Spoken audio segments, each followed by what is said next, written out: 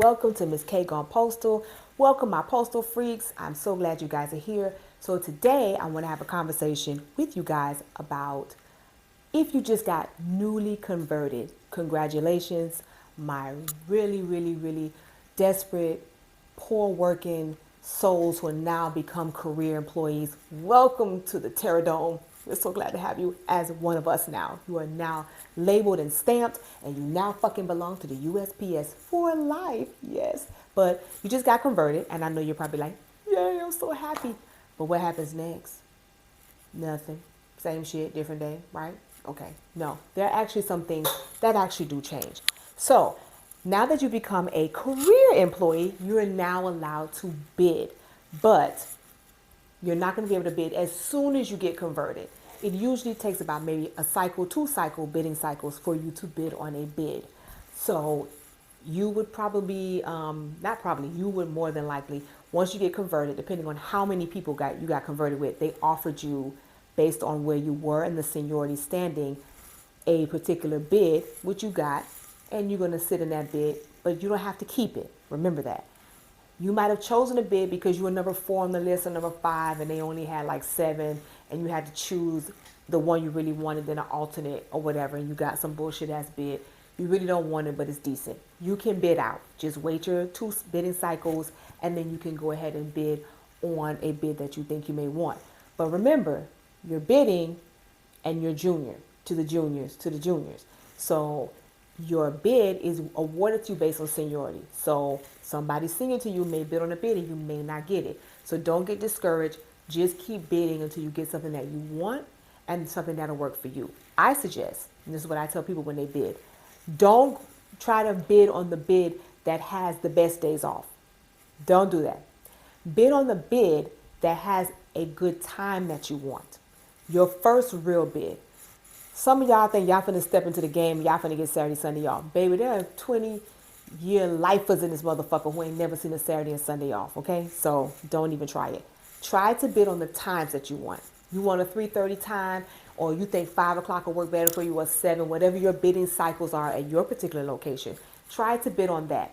And then you can see, it's like playing chess. You gotta maneuver and see when the next cycle comes out, what bid is going to be available. Maybe you can do that and then try to reach for better days off, so don't be trying to get a Saturday, Sunday off and then you get your heart broken because you ain't get it because some 20-year lifer decided to go ahead and bid on that shit and you feel like shit.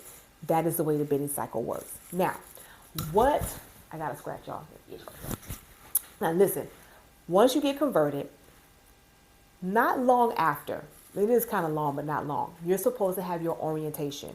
Now, management sets up the orientation for you. Now, your orientation is kind of the same orientation that you had when you first got hired as a non-career employee. Either you were PSC or you were MHA.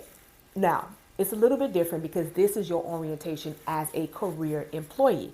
So they're going to impart information to you that you would get as a career. They may talk about your TSP, your FERS. They're going to talk about your insurance and other benefits that you are entitled to, like the life insurance policy that the post office gives you, the basic plan that you don't pay for, that you get, and then you can add, extra money to it and pay extra money a month. You get, dismemberment insurance or whatever. The union may also give you some information in regards to, now that you become a regular, the insurance plans that they have. Now remember, your union has their insurance plans, health insurance, and then the post office, the feds have their own. You can choose between your union or you can choose between the post office insurance. And that's for health, and that's for dental, and that's for vision. You can choose which one you want.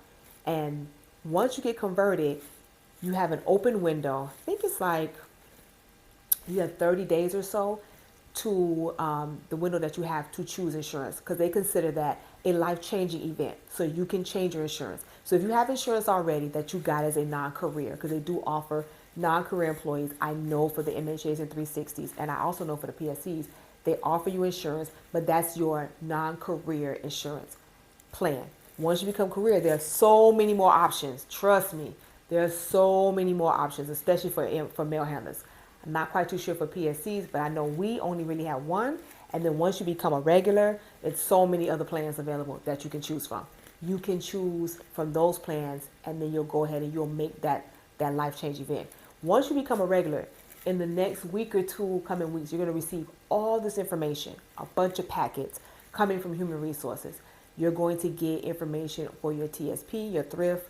You're going to get packages on your insurance, packages on your life insurance. It's so many programs that are available to you when you become a career employee. They're going to send everything to you. I suggest that you open and read all of it, because it may be something that you may want. Don't just get it and go, oh, whatever, or get it and forget about it, and then you forget to sign up for insurance, or you forget to sign up for this, or you forget to sign up for that. Make sure you open every packet, especially, anything that comes from TSP, from your thrift. Always open that, because they send you a special code. You may have to change something. Open that.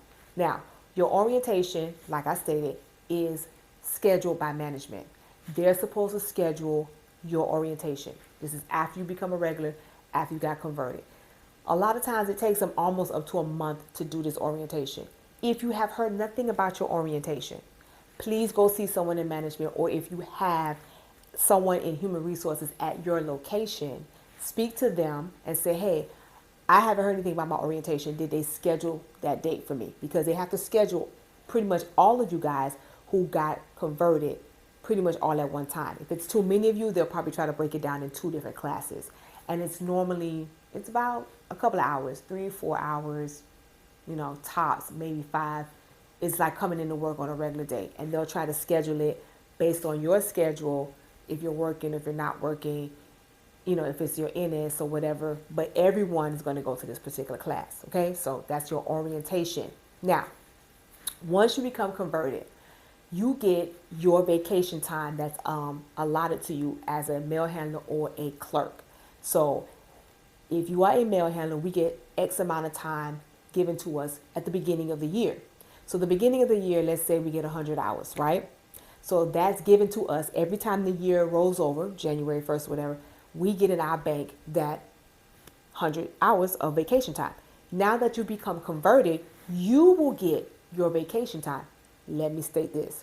Depending on when you get converted, if it's the middle of the year, they're going to prorate your vacation that you're going to get in your bank. So you're not going to get 100 hours, baby. You might get 60 hours, or you might get 70. It just depends on when you get converted, and they're going to count from the beginning of the year to wherever you got converted and give you that amount of time. So let's say you get converted in February. You might get like 80 hours. Let's say you got converted in January, which is very rare sometimes, but if it happens, you probably may get your whole 100 hours. Now, I know once you get converted and they add your annual time, and that takes a minute. You don't get it as soon as you get converted. Don't look on there and go, "Ooh, I'm finna start calling out, girl, and get my annual." No, they locking you up. Now, I know that in many contracts they've gotten rid of the 90-day probation when you got converted. That was something that was big, especially for mail handlers, the last couple of years. That contract has changed, and we no longer do that. So before, when you got converted, you were still put back on a 90-day probationary period, which means you could get fired if you got converted and you got written up or did something crazy on your 90 days. Now, they no longer have that. You're no longer on a 90-day probation after your conversion. But what they have done, especially for mail handlers, is they've created some even dumber shit, which is you cannot use your vacation time for 90 days. I know, right? They think they so motherfucking slick. So you will get your X amount of vacation hours, your annual leave, put into your bank. But because you became newly converted, you can't use that time. Now, if you have sick time that you've earned, you can probably use that. Now, also too, if you have earned annual while you was non-career and you become career and you thinking, oh, they finna roll over that annual. No, they're not. No, they're going to pay you out that annual. That annual was earned or given to you as a non-career. They don't even want you to take that with you because they already being slick. They already know if you got 15 hours of annual as a non-career and we make you career and you think you're going to roll over that 15 hours so you can use it? No, baby, they're not doing that. They're going to pay you. So your last check as a non-career, they're going to pay out your annual. And in some cases, they pay out the sick. It just depends. But you're not going to see the annual. So don't think you're going to use it when you become a regular going, well, you know what? I'm a regular girl. I'm going to take me a vacation for like a week. I'm going to call out and I'm going to be chilly. Nope. Cannot. Can't do it. Okay? So understand that. You're not going to be able to burn your annual as soon as you become a regular. They have that shit on lock. Okay? If you have any annual before you became a career employee, they're going to pay out on your last check as a non-career employee that annual leave to you. So you'll get that monies. Now, if you don't have any annual leave because you burnt it up or you spent it, or maybe you just took your 5-day break of service and they use that time, then you ain't gonna have no time to go over. Okay? Now that you are converted, and now that you are a career employee and you feel special and brand new, you're going to get what's called your clothing allowance. Now, your clothing allowance is what they give you so that you can buy postal crap. Now, if you're a carrier, they give you X amount of dollars so you can buy shoes or a hat or shirts or shorts. If you are a clerk, they give you an allowance so you can buy a shirt or you can buy pants or shoes or whatever. Mail handlers, the same thing. And you get your money based on your seniority. So if you just got converted, you get a little small amount of money. I think for mail handlers, it might be around $90. I think that's what mine is, but whatever. You burn it so quick because the shit that they have that you buy be like one shirt be like 85 damn dollars and shit. So it's a waste of time. But you'll get your clothing allowance. And it's a card. They give you a card and it's like a little Visa card and you can buy from we have, I think it's called I forgot the name of it. Skags. It's Skags Postal, and you can order stuff from there as a postal employee. Now, you do not get your clothing allowance or your card right away. I know people who have been there 2 years converted and still have not seen their goddamn card. It takes forever. So if you've been there and it's 6-7 months and it pops into your head one day, hey, Miss K did say I get a clothing allowance. Where the hell is my shit? Go speak to someone in management, a supervisor, or someone, if you have an HR department there still, or someone who handles that. Speak to them and say, hey, I never received my card for my uniform allowance. Where is it? Can I get it? Sometimes they have to make a phone call because it takes them forever to give you your clothing allowance. And this time I won't even put it on management. I don't know who handles this shit, but it takes forever. There are people who've been there 5 years and literally came up to me the other day and said, I have not ever received a clothing allowance. And I'm like, what the fuck? What have you been doing all this time? Just why? For what? So, and if you don't get any information or get anywhere with a supervisor or management about your clothing allowance, go see someone in your union, because I know we have a number that we can call and you could speak to them in regards to that, and they can try to give you your card, see if they sent you a card out, whatever. I know I have a number for them. So maybe your shop steward at your location may have a number if you still have not received any information or a card about your clothing allowance. And remember, your clothing allowance is for that 1 year. So you have like an anniversary date. That's the date you get converted. That's your anniversary date. You cannot roll over the allowance. So let's say you got $95 for your allowance and you didn't even spend it because you didn't even think about it. You got the card and everything, but you was like, you didn't buy anything. You didn't think about it. And then your anniversary date came and gone and you didn't even know about it. And then you actually decided to use it, or someone brought it to your attention. And then you say, oh, well, shit, I had $95 last year. I should have 95 this year. No, you have to burn it. It's use it or lose it. If you don't use it, you will lose it. So a lot of times, a lot of us employees, a lot of us seasoned postal freaks, we'll just use it to buy shit. We'll just buy something. We may not even wear it. We just use it to buy, like, a sweater, a hoodie, a shirt, some shirts, some pants, some shorts, whatever. We'll just use it because if we don't, we're going to lose it. So remember that if you don't use your allowance, your clothing allowance, in that year of before your anniversary date, you will lose that. It does not roll over. Now you'll just get $95 or whatever whatever your budget is for that next year, but you won't get the old year and the new year together. Girl, the post office ain't finna hook you up like that. It's not happening, sis. No. Okay. All right. So also too, because you are now a career employee, there's so many programs out there available to you guys. Now there's some programs that are available to you as non-career. I know you guys know about BMG and Cashable and all the other stuff. And there's other programs like Purchasing Power, and there's so many things I can't even name right now that you can get into as a career employee. Also too, there are, for some of you who have children, who might be preparing to go to college or whatever, and you're now a career employee, there are many scholarship programs that the post office, that the feds have, that we can apply for, that your kids can get to go to school. That is something you need to look into. Also, the union also has, I think, a scholarship or two that you can apply to because that particular union for that particular local has a program or a scholarship program available. You can use that program as well. There's so many things out there for you guys because you're now converted. Try to learn and figure out everything that's available to you. Many times, most people don't even fucking know, because when you were a non-career and you ask a simple question about insurance or whatever, these fuckers couldn't even tell you anything, and a lot of them don't know. So now that you're converted, you're probably really in the dark in regards to what you're entitled to. So remember, you are entitled to your orientation after you're converted. Make sure that you are given your orientation, because if they do not give you orientation and they forget about it, that is a grievance. I'm telling you this right now. So your orientation must be given to you in a timely manner.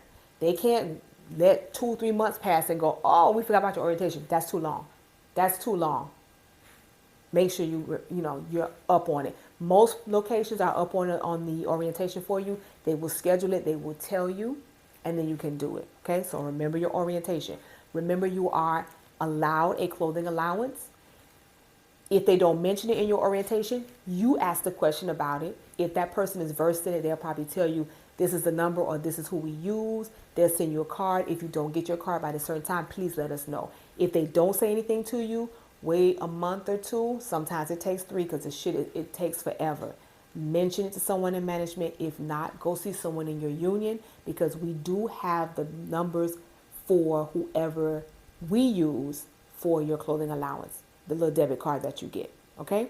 Also, too, look into a lot of programs that can benefit you as a career employee. There's so many things available to you to get a mortgage, to get a car, to get a lawyer, to get whatever. Look into those programs, okay? And don't forget your health insurance, your life insurance, your dental, your vision. Remember, you have more options now that you're a career employee. You have the union that offers you their own plans, and then you have the regular federal plans, and there are so many. So make sure you look at them, really look at them in depth, kind of compare which ones you want, because they're very different, and the coverage is very different. And also, depending on where you're located, the coverage it differs by state, okay? So you have so many options there in regards to that. And also remember that now that you are a career employee, and when you come to work, now I won't say it, I'll be like, fuck y'all, no, don't do that. That you're a career employee now, you are entitled to get on the overtime list if you want. Now, when you become a career employee, you are now able to sign up for the OTDL list, okay? So you can sign up for before tour, you can sign up for after tour, you can sign up for your NS days. You can sign up for all 3. It depends on you. Now, because you're newly converted, you can go ahead and get on the list because it's considered an open event. Normally, you have to wait till a quarter ends and a new one begins for you to sign up or withdraw yourself from the overtime list. Because you're newly converted, you can go ahead and write on a piece of paper, or you can say to a supervisor or whoever's in charge of the overtime list, hey, I want to be on the overtime list. I want to be on before tour. Or, hey, I want to be on after tour. Or I want to be on my NS days. So that you understand, overtime for before tour, meaning your tour starts at 3:30, right? You sign up for before tour, so they pull overtime for whatever day it is, and you're working, and they come to you because you're next in rotation and say, hey, we have overtime for tomorrow before tour. Instead of coming in at 3:30, we want you to come in at 1:30, 2 hours before, okay? Because you signed up for before tour overtime, they're coming to you because of the rotation, because your name is on the list to offer you that. If you sign up for after tour, that means they will only come to you for after tour, meaning your tour ends at 12, but there's overtime after 12 for 2 hours. You're in rotation. They come to you and say, hey, overtime tonight, 2 hours after tour. Okay, that's what you signed up for. If you only sign up for your NS days, meaning that the days that you're off, your non-scheduled days, let's say it's Wednesday, Thursday, and they come to you because they're pulling the NS days because they need workers to come in, and they come to you because they know you off Wednesday, Thursday, and say, hey, do you want to come on your NS on Wednesday? And that means you would work a whole full complete 8 hours on your NS day. Okay? That's what you sign up for. So you have the right to sign up for the overtime list as a newly converted regular. You just have to let someone know. Normally you write it down, give it to the supervisor or give it to the MDO or whoever is in charge of the overtime list, and they will put you on that list and you can begin doing overtime right away. And they put you based on your seniority. So because you just got newly converted, baby, you're going to be at the bottom of the list. But depending on how rotation works at your particular facility and how much overtime there is, you will probably get to see overtime. You know, they do the rotation, so wherever it stops, it starts again, it stops, whatever. That's how it works. It's in rotation based on seniority, okay? So I just gave you a little facts in regards to you being converted, what your rights are, what you're entitled to, what you get. And I want to say welcome. You are now converted and you are now part of the slave trade. Welcome to the slave ship, baby. And you're here for life. So always remember, my postal freaks, love and light. Peace.